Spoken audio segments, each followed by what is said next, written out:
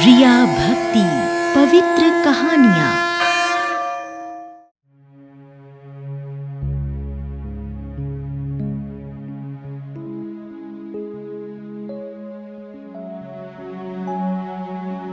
ये कहानी है गणेशपुर गांव में रहने वाले गरीब हरिया की।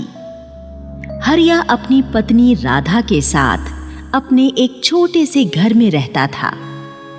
हरिया बहुत गरीब था। वो अपनी जीविका चलाने के लिए एक फैक्ट्री में बोझा ढोने का काम करता था। हरिया बहुत ही दयालु और भोलेनाथ का परम भक्त भी था।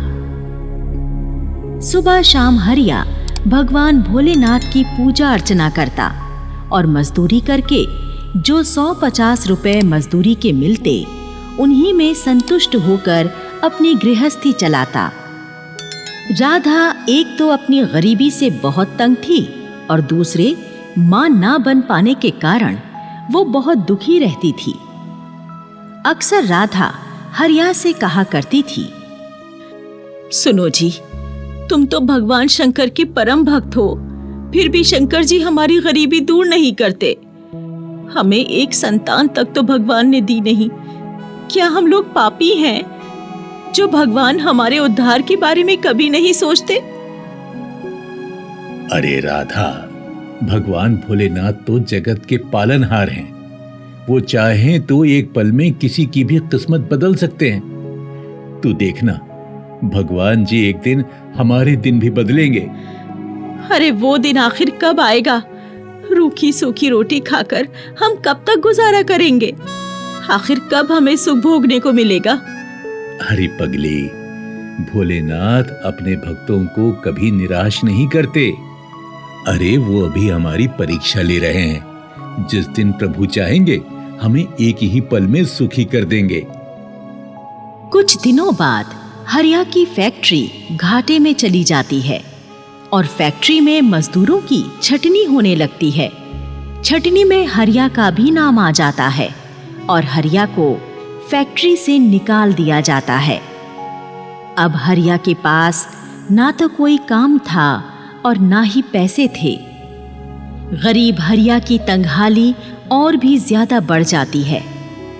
दोनों पति पत्नी अब अक्सर भूखे ही रहने लगते हैं। एक दिन शाम के समय हरिया कहीं से थोड़ा सा भोजन लेकर आता है। राधा, ओ राधा, हाँ? देख, मैं तेरे लिए खाना लेकर आया हूँ। तूने सुबह से कुछ नहीं खाया ना? ले, ये खाना खा ले। अजी, तुम भी तो मेरी तरह सुबह से भूखे होंगे। चलो हम दोनों मिलकर इस खाने को खाएंगे। हाँ।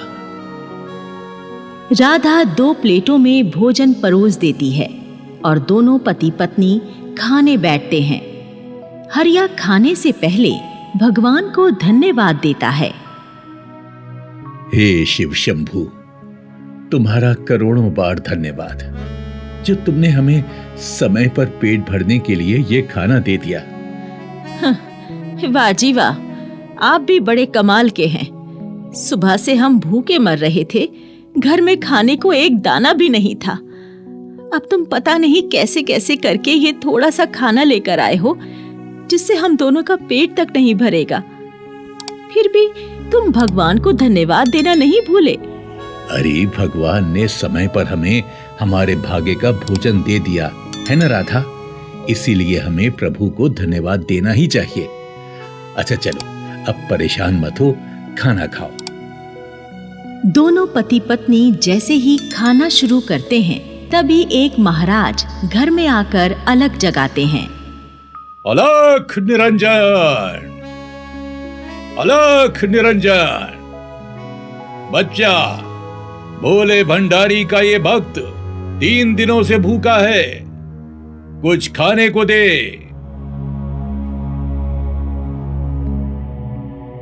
लो, यहाँ तो हमारे लिए ही पर्याप्त खाना नहीं है, अब इस महाराज को कहाँ से दें?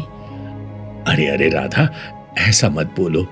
ये महाराज 3 दिनों से भूखे हैं, इनको खाना देना हमारा कर्तव्य है। हम अपना खाना इन महाराज को दे देते हैं। और इस तरह हरिया सारा खाना महाराज को दे देता है।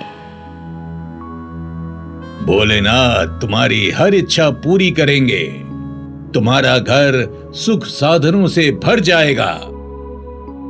ये आशीर्वाद देकर महाराज चले जाते हैं और दोनों पति पत्नी पानी पीकर ही सो जाते हैं।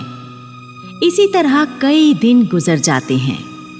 हरिया अपना पेट पालने की खातिर कभी किसी ढाबे पर झूठे बर्तन धोता तो कभी किसी अमीर आदमी की गाड़ी साफ करता और जो 10-20 रुपए उसे मजदूरी के मिलते उनसे कुछ रूखा सूखा लेकर घर आ जाता। लंबे समय से भूखे रहने के कारण अब राधा काफी बीमार हो गई थी। राधा हर समय चारपाई पर लेटी हुई खांसती रहती थी।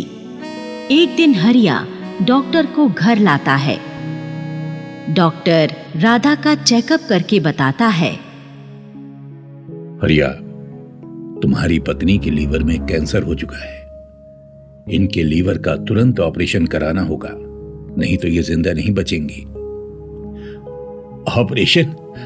कितना खर्चा आएगा डॉक्टर साहब? देखो, कम से कम 50,000 रुपए का खर्चा आएगा।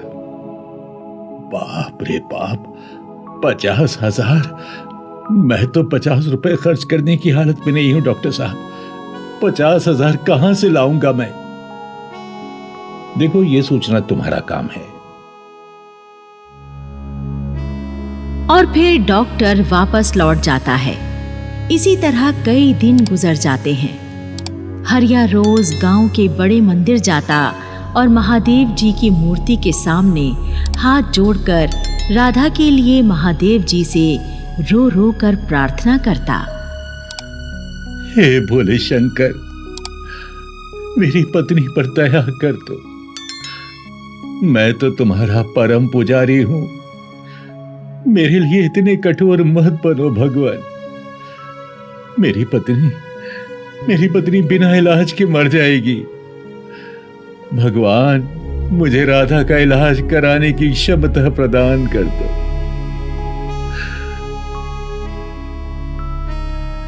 एक रात हरिया जब अपनी पत्नी को दलिया खिला रहा होता है तो राधा कहती है,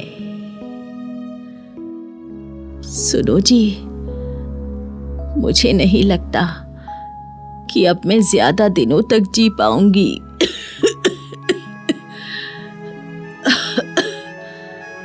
भगवान भी शायद हमारी कोई मदद नहीं करना चाहते, नहीं तो इतनी भक्ति और प्रार्थना करने पर वो हमारा उद्धार जरूर कर देते। नहीं नहीं राधा, ऐसा नहीं बोलते। भगवान की कृपा से कभी मायूस नहीं होते। मैं तुझे कुछ नहीं होने दूंगा। मैंने सुना है इंसान की किडनी बहुत महंगे दामों में बिकती है। मैं अपनी एक किडनी बेचकर तेरा इलाज कराऊंगा और कल सुबह ही मैं इस काम को करूंगा। हाँ।